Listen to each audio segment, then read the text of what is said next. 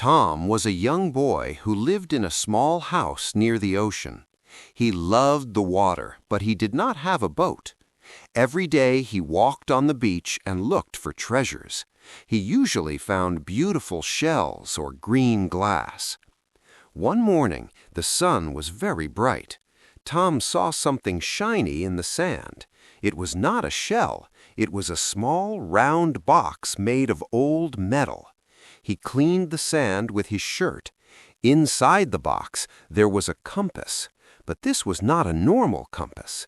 The needle was not black. It was a glowing blue.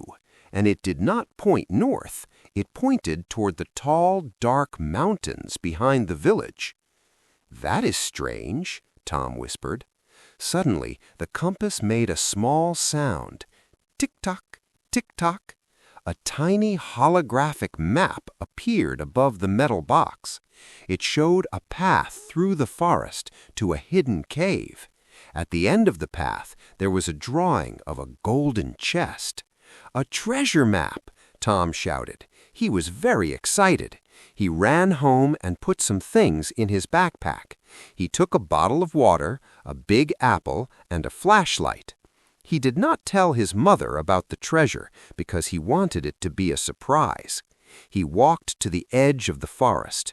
The trees were very tall and the grass was long. The blue needle on his compass started to glow brighter. Tom felt a little bit afraid, but he was also brave. He stepped into the trees and started his big adventure.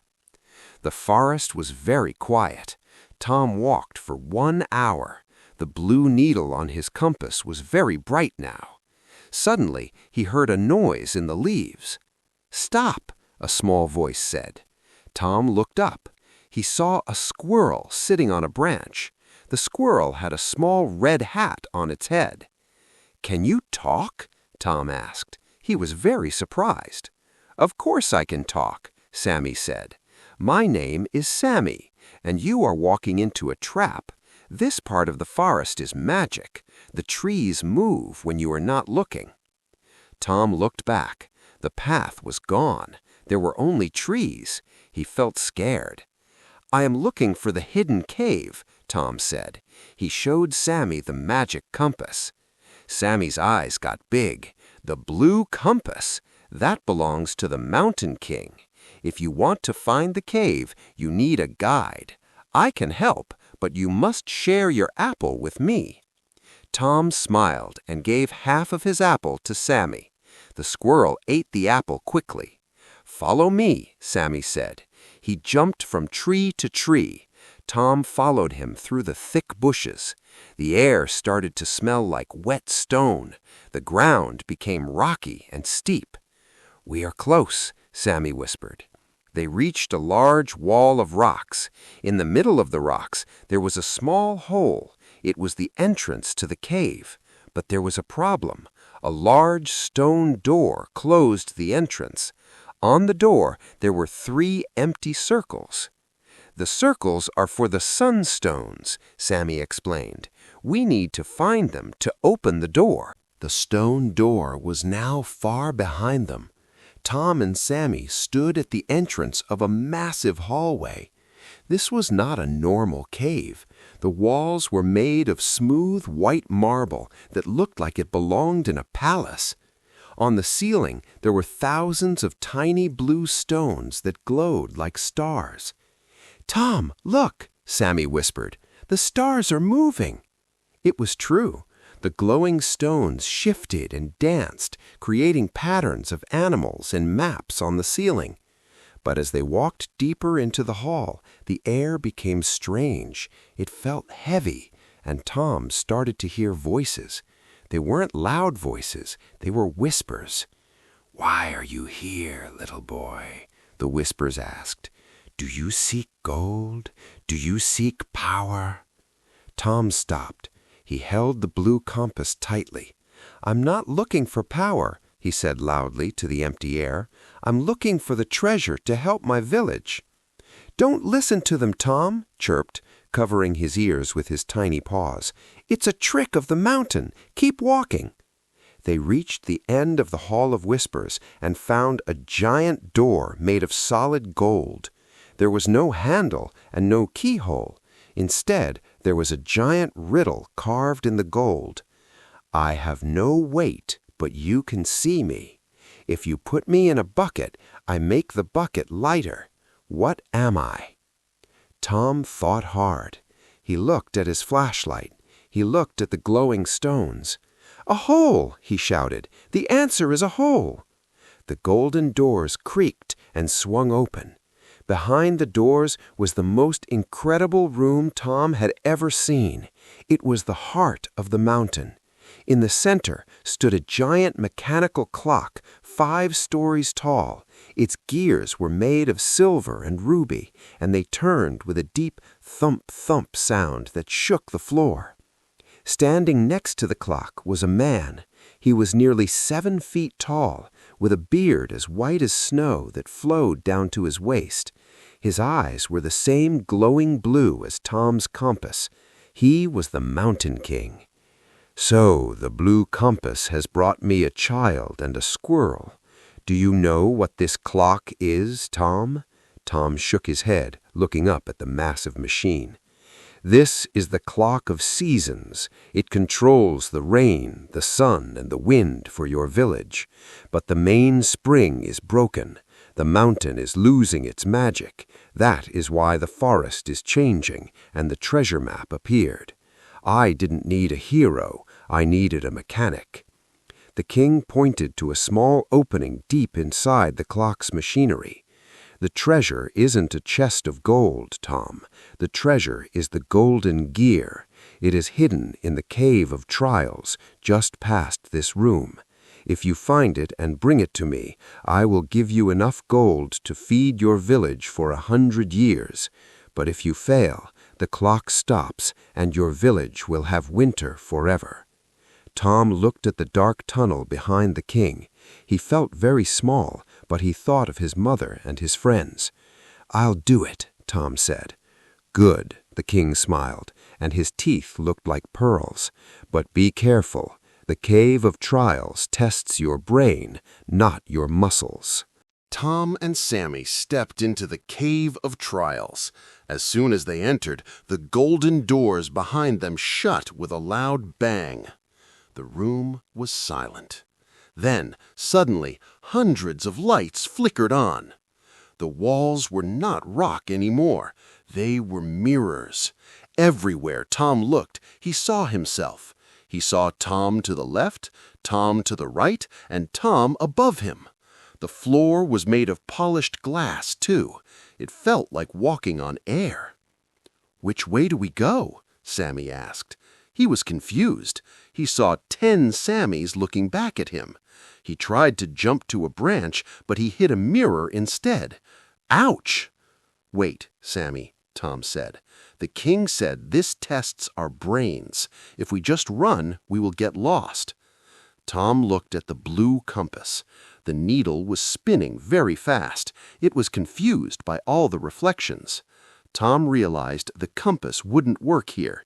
He had to use his eyes. Suddenly, one of the reflections did not move when Tom moved. Tom raised his right hand. The reflection in front of him raised its left hand, but the reflection to his far right kept its hands down. "Look," Tom pointed, "that reflection is different." The wrong Tom started to walk away. It moved through a part of the wall that looked like a mirror, but was actually an opening. "We have to follow the shadow twin," Tom shouted. They ran through the maze. It was very difficult. Sometimes they hit their heads on the glass. Sometimes they followed the wrong reflection and ended up back at the start. The shadow twin was fast. It turned corners and moved through secret doors. "I have an idea," Tom said. He took his bottle of water. He splashed a little bit of water on the floor. In the real floor, the water stayed in a puddle. In the mirrors, the fake water didn't look right. Following the puddles and the shadow twin, they reached the center of the maze. In the center, there was a large pedestal. On the pedestal, there was a heavy iron key. "Is that the treasure?" Sammy asked. "No, it's just a key," Tom said. He grabbed it. Suddenly, the mirrors started to crack. Crick, crick, crick. The reflections began to disappear. The room changed back into a dark stone cave. In front of them was a new door. This door was made of heavy iron bars. Tom put the iron key into the lock. It was very hard to turn. He used all his strength. Click! The bars moved up. "One trial finished," Tom panted. He was tired, but he knew they had to continue. The air was getting colder, and he could hear the sound of wind coming from the next room. "Look at the compass now," Sammy said. The needle stopped spinning. It pointed toward a high bridge made of rope. The bridge was swinging in a very strong wind. Below the bridge, there was a bottomless hole. "The trial of courage," a voice whispered from the shadows. Tom took a deep breath. He checked his backpack. He looked at Sammy. "We can do this, Sammy. We are a team." The iron gate stayed open behind them, but the path ahead was much more dangerous. Tom and Sammy stood at the edge of a giant canyon inside the mountain. It was so deep that Tom could not see the bottom. The only way to reach the other side was a long, thin bridge made of old ropes and wooden boards. The wind in this room was very strong. It blew from left to right, making a whistling sound. Whoosh, whoosh. The bridge was swinging back and forth like a toy. "I don't like this, Tom," Sammy said. He was shaking. He climbed inside Tom's backpack and hid under the apple core. "This bridge looks very old. What if it breaks?" "We have to be brave, Sammy," Tom said, though his own hands were shaking too. "The Mountain King is waiting for the golden gear. Our village is waiting for us." Tom stepped onto the first wooden board. Creak! The sound was very loud in the quiet cave. He held the thick ropes on the sides with both of his hands. He moved slowly, 1 step, 2 steps, 3 steps. When Tom reached the middle of the bridge, the wind suddenly changed. It didn't just blow, it started to speak. It was the wind spirit. It didn't have a body, but Tom could see a shape made of dust and white mist. "Go back, little boy," the wind spirit screamed. The wind pushed Tom hard. "This bridge is only for those who never feel fear. If you feel fear, you will fall." Tom almost lost his balance. He looked down into the dark canyon. His heart was beating like a drum. Thump, thump, thump, thump. For a moment, he wanted to run back to the iron gate. "I am afraid," Tom shouted into the wind, "but being brave means doing the right thing even when you are scared." The wind spirit stopped screaming. The mist became soft and beautiful. "A true answer," the spirit whispered. The wind stopped pushing Tom. Instead, it moved under the bridge and held it steady. The bridge was now as solid as a stone floor. Tom ran across the rest of the bridge. When he reached the other side, he saw a small pedestal made of white clouds. On top of the pedestal was the second item, a silver oil can. "Wait," Sammy said, popping his head out of the backpack. "The king said we need a golden gear. Why did we find an oil can?" Tom looked at the oil can. It had a small label that said, "For the rusty heart." Maybe the gear is stuck. The king said the main spring is broken. Everything in this clock is probably rusty. The blue needle on the compass began to glow with a new color, purple. It pointed toward a small tunnel that was filled with thick black smoke. Tom took out his flashlight, but the light could not go through the smoke. "This is the third and final trial," Tom said. He felt stronger now. He had the iron key and the silver oil can. He knew the golden gear was very close. They entered the smoke. It didn't smell like fire. It smelled like old metal and oil. As they walked, they heard a loud metallic grinding noise. Scree! Scree! It sounded like a giant monster was crying. That is the sound of the broken clock. It sounds like it is in pain. Suddenly, the smoke cleared. They were in a room filled with giant frozen gears. In the very center, trapped under a heavy pile of rusted iron, was the golden gear. But it was guarded by a giant mechanical spider made of copper and brass. Tom and Sammy stood at the edge of the final room. The room was round and filled with thick black smoke that smelled like a car workshop. In the center, a giant mechanical spider was sitting on a pile of old iron. The spider was made of shining copper and brass. It had 8 long legs, and each leg ended in a sharp silver point. Its eyes were large, glowing red light bulbs. "Intruder! Intruder!" the spider clicked. Its voice sounded like 2 spoons hitting together. "No one touches the golden gear. The gear is part of the mountain. The gear is mine." The spider lunged forward. It was very fast for such a heavy machine. Tom jumped to the left, and the spider's sharp leg hit the stone floor. Sparks flew everywhere. "Tom, use the silver oil can," Sammy screamed from the backpack. "Look at its legs. They are making a loud noise." Sammy was right. Every time the spider moved, it made a terrible grinding sound. Scree! Scree!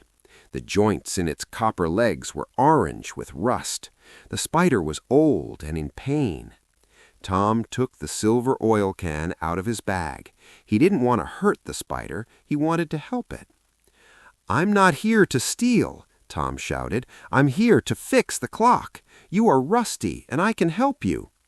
The spider stopped for a second. Its red eyes flickered. "Help? No one helps. People only take." The spider attacked again, but it was slower this time.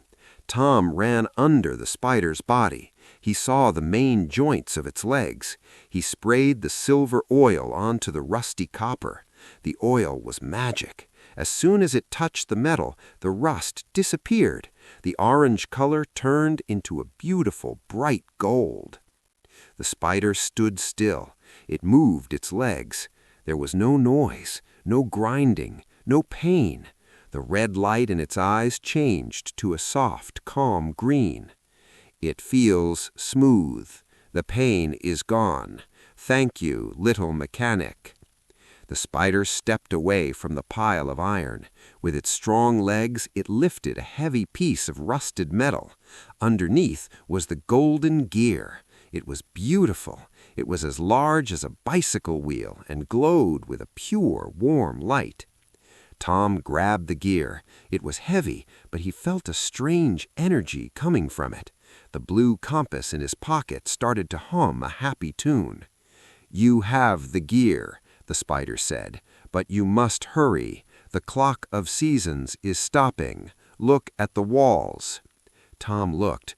Ice was starting to grow on the stone walls of the cave. The air was becoming very cold.